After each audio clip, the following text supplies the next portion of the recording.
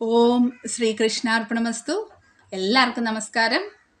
അത്തം നക്ഷത്രത്തിന് ശേഷം ഒരു ഗ്യാപ്പ് വന്നുല്ലേ. ഇന്ന് നാം നോക്കാൻ പോകുന്നത് ചിത്ര നക്ഷത്രത്തിൻ്റെ സവിശേഷതകളാണ്.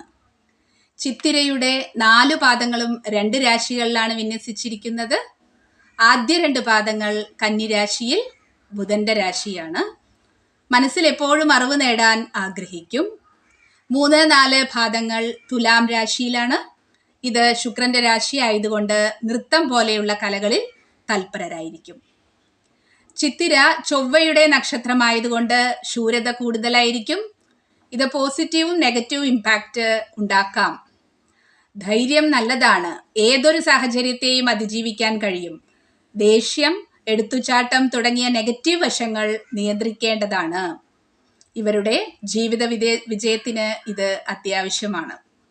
ചിത്ര നക്ഷത്രക്കാരുടെ ദേവത വിശ്വകർമാവാണ്.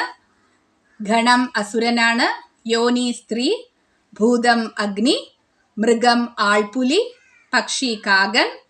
അക്ഷരങ്ങൾ പെ, പോ, രാ, രീ എന്നിവയുമാണ്. ചിത്തിര നക്ഷത്രം ശുക്രകർമ്മയിലാണ് വരുന്നത്. ഇവർ ഏറ്റവും ശ്രദ്ധിക്കേണ്ടത് ദാമ്പത്യ ജീവിതത്തിലാണ്. പൂർവജന്മത്തിലെ പാപത്തിനനുസരിച്ച് ഇതിൻ്റെ ആക്കം കൂടിയും കുറഞ്ഞും ഇരിക്കും.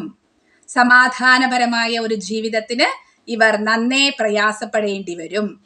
വിദേശം, ജോലിപരമായി പിരിഞ്ഞിരിക്കുക എന്നിവ പോസിറ്റീവായി എടുക്കാം.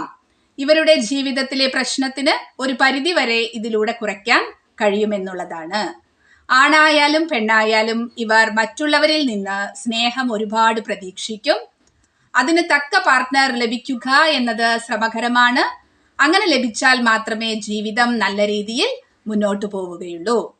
ചൊവ്വയുടെ നക്ഷത്രമായതുകൊണ്ട് അടുക്കും ചിട്ടയും പ്രതീക്ഷിക്കാം. മറ്റുള്ളവരും അതുപോലെയാവണമെന്ന് ശഠിക്കും. 6 ഇവരുടെ ഭാഗ്യ നമ്പർ. 27 നക്ഷത്രങ്ങളിൽ ശരിക്കും മധ്യഭാഗത്ത് വരുന്ന ഒരു നക്ഷത്രമാണ് ചിത്തിര. ചിത്തിര എന്നാൽ ചിത്രം. ഇതിന്റെ ചിഹ്നം ഒരു ആർട്ടിസ്റ്റിൻ്റെതാണ്. ഒരു ക്രിയേറ്റീവ് ആയിട്ടുള്ള കാര്യം ഇവരിൽ ഉണ്ടാവുമെന്നുള്ളത് ഉറപ്പാണ്.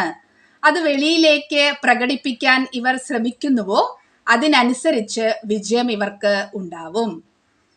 ശുക്രകർമ്മ വരുന്നത് കൊണ്ട് ഇവർ ഒരു സൗന്ദര്യ ആരാധകരായിരിക്കും. നല്ല രീതിയിൽ അണിഞ്ഞൊരുങ്ങാനും ഇവർക്ക് ഇഷ്ടമായിരിക്കും.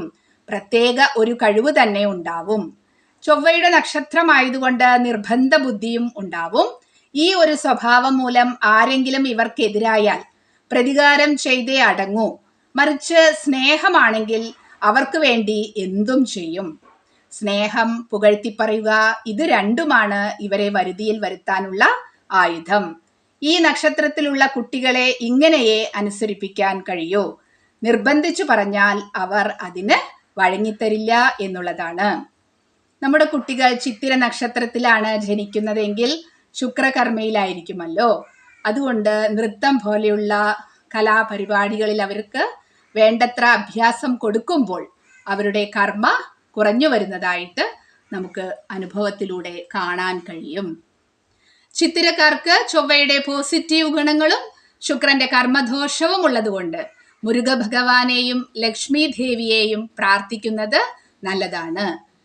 എല്ലാ ചിത്തിര നക്ഷത്രക്കാർക്കും ഐശ്വര്യപൂർണമായ ഒരു ജീവിതം ഉണ്ടാവട്ടെ എന്ന് പ്രാർത്ഥിച്ചുകൊണ്ട് നന്ദി, നമസ്കാരം.